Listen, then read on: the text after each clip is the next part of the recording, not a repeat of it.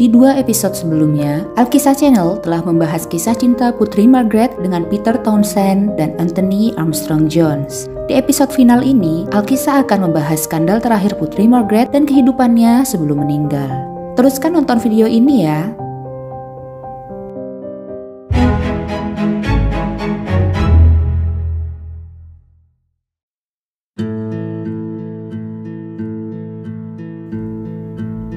Suatu hari di bulan September 1973, Putri Margaret sedang makan siang di Cafe Royal di Edinburgh.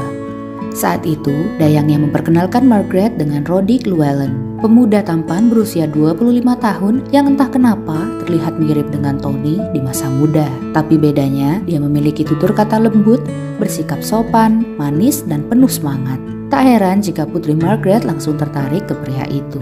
5 bulan setelah pertemuan pertama mereka, Margaret mengundang Roddick ke vilanya di Mestic di Karibia, tempatnya melarikan diri dari kekacauan pernikahannya. Hubungan terlarang mereka langsung jadi rahasia umum bagi orang dalam istana dan Ratu Elizabeth menentang ini. Selain karena masih menikah, Margaret juga 17 tahun lebih tua dari Roddick. Perbedaan usia ini dianggap memalukan oleh sebagian orang, walau yang bersangkutan tidak masalah dengan itu. Meskipun ditentang, Margaret tetap melanjutkan perselingkuhannya dan mampu menyembunyikan itu dari mata publik. Tapi sepandai-pandainya tupai melompat, pasti akan jatuh juga. 3 tahun setelah pertemuan pertama mereka, perselingkuhan Margaret dengan Roddick terbongkar. Foto mereka yang sedang memakai pakaian renang muncul di halaman depan tabloid dan menjadi mimpi buruk bagi istana. Margaret dijelek-jelekkan oleh media dan dituding menghabiskan dana pembayar pajak hanya untuk kesenangan pribadi. Anggota parlemen bahkan menyebutnya sebagai parasit kerajaan dan kritikus menuntut dia untuk mengakhiri hubungannya dengan Roddick agar lebih fokus ke pekerjaan. Meskipun Margaret adalah pelindung lebih dari 80 badan amal dan organisasi, orang-orang menganggap dia lalai terhadap tugasnya. Mereka mengeluhkan jumlah penampilan publiknya yang sebelumnya rata-rata 150 kali setahun menyusut hingga jauh di bawah 100. Namun, Istana Buckingham tetap mendukung Putri Margaret. Pada bulan April 1978, Istana mengeluarkan pernyataan bahwa sang putri akan tetap mempertahankan hak istimewanya sebagai anggota kerajaan. Pernikahan Margaret dan Tony sudah ada di ujung tanduk dan ketika foto tersebut dipublikasikan, Tony menggunakannya sebagai kesempatan untuk menceraikan istrinya. Dia memberitahu sekretaris Margaret, Nigel Napier, bahwa dia akan meninggalkan sang putri. Nigel mengabarkan itu ke sang putri dan tanggapannya adalah, "Oh begitu, terima kasih Nigel, itu kabar terbaik yang pernah kau berikan padaku." Berita ini segera sampai ke telinga keluarga kerajaan dan ironisnya mereka malah mendukung Tony. Orang-orang cenderung menyalahkan Margaret atas hancurnya pernikahan mereka. Ini karena, seperti yang dikatakan Margaret, Tony sangat pintar berpura-pura di depan kakak, ibu, dan keluargaku. Salah satu biografi Ratu mengklaim bahwa sang putri pernah mencoba bunuh diri pada tahun 1974 akibat pernikahannya yang hancur. Namun, Christopher mengkonfirmasi bahwa Margaret hanya mengkonsumsi obat dalam dosis besar. Saat itu, dia sedang melalui masa yang sangat sulit, jadi Margaret hanya ingin tidur sejenak untuk melepaskan diri dari realita. Tapi, tindakan Margaret tidak menghentikan Tony untuk terus menyulut api. 2 dayangnya bergiliran duduk di luar pintu kamar tidur Margaret dan berkata pada Tony, "Anda tidak boleh masuk, beliau perlu istirahat." Setelah para dayang melarangnya, Tony masuk ke mobilnya di halaman dan berkendara berputar-putar di sana sambil membunyikan klakson.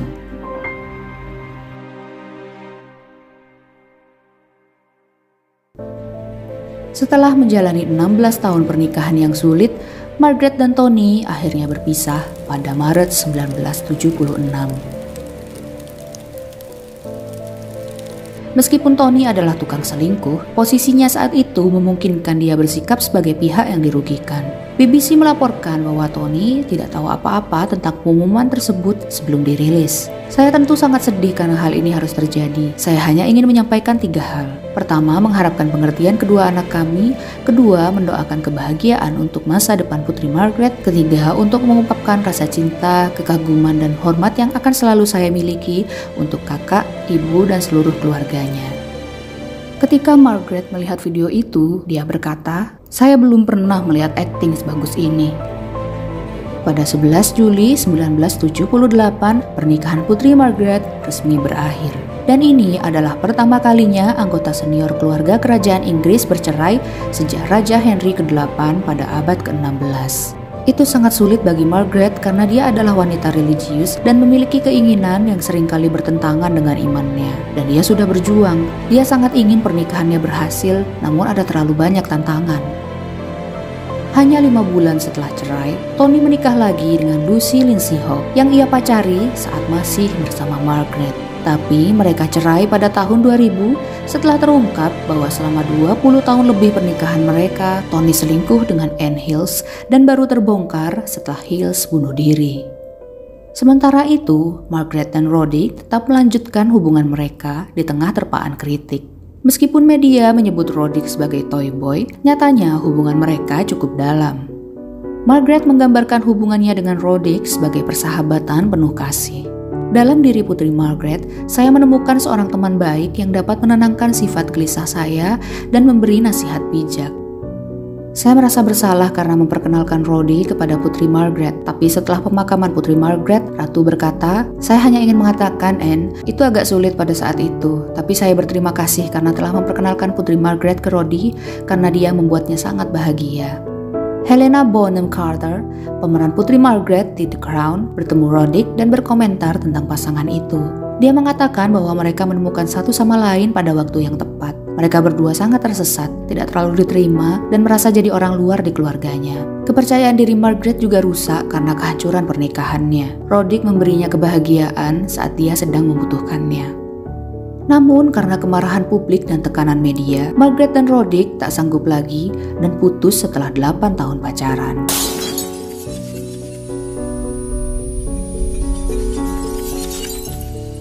Mereka tetap berteman meskipun sudah move on. Pada tahun 1980, Roddick memberitahu Margaret bahwa dia akan menikah. Margaret mendukungnya dan mengatakan bahwa dia akan dengan senang hati menghadiri pernikahan Roddick.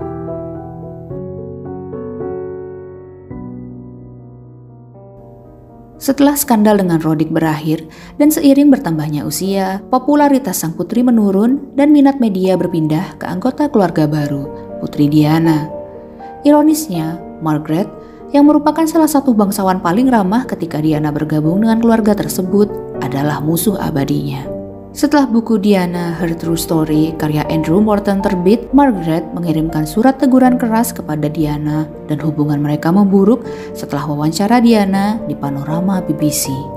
Kemurkaannya sangat dahsyat dan tak terbendung. Dia berkeliling apartemennya, membalik setiap majalah yang menampilkan Diana di sampulnya. Sejak wawancara itu tayang, mereka tidak pernah bicara lagi. Kematian Diana tahun 1997 tidak mengurangi kebencian Margaret. Pada hari pemakaman, anggota keluarga kerajaan lainnya menundukkan kepala saat peti mati Diana lewat, tapi Margaret hanya memberikan anggukan sekilas. Dia juga memimpin oposisi untuk mendirikan patung Diana di luar istana Kensington. "Aku tidak akan membiarkan wanita itu berada di luar jendela kamarku." Dia tidak suka kalau orang lain berperilaku buruk. Memberitahu perasaan Anda ke dunia dianggap sebagai pengkhianatan luar biasa, walaupun itu adalah kebenaran. Margaret sangat tidak kenal ampun. Bahkan jika Diana hidup 30 tahun lagi, dia tidak akan bicara dengannya. Tapi sikapnya itu bukan hanya ditunjukkan pada Diana. Supermodel tahun 60-an, Twiggy, yang duduk saat makan malam di sebelah Margaret, diabaikan olehnya selama sekitar 2 jam. Ketika akhirnya sang putri menoleh ke arahnya, Margaret bertanya dengan angkuh, "Dan siapa kamu?" Twiggy menjawab, "Saya Leslie Hornby, Bu, tapi orang memanggil saya Twiggy." Margaret mengatakan, "Kasihan sekali," dan membalikkan badannya.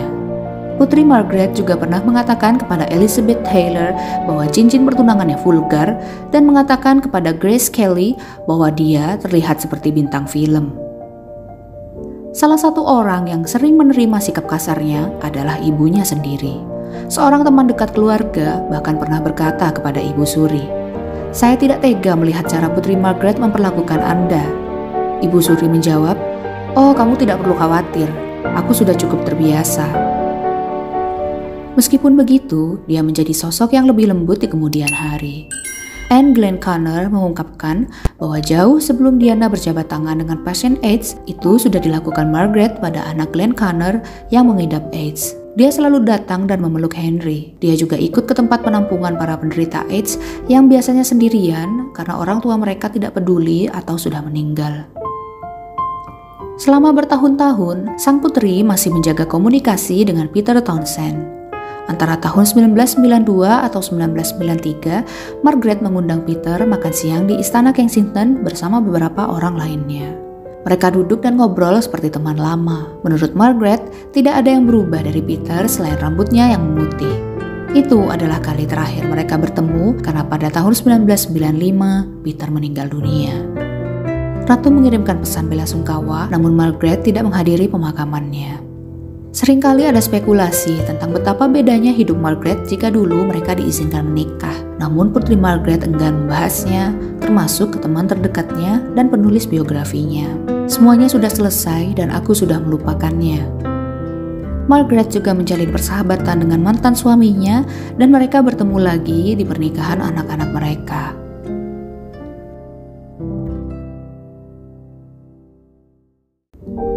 Tahun-tahun terakhir Putri Margaret tidak lebih mudah dibandingkan masa mudanya.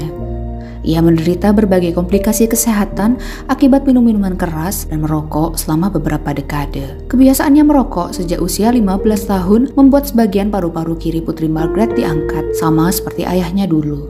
Walau akhirnya dia berhenti merokok, Margaret tidak bisa menghentikan kebiasaan minumnya sehingga ia menderita stroke ringan. Pada bulan Februari 1999, kaki Margaret terluka parah saat mandi di vilanya di Mestik. Meskipun begitu, dia menolak membatasi kegiatannya dan mengabaikan saran dokter untuk melakukan cangkok kulit. Namun sejak saat itu, dia menggunakan kursi roda.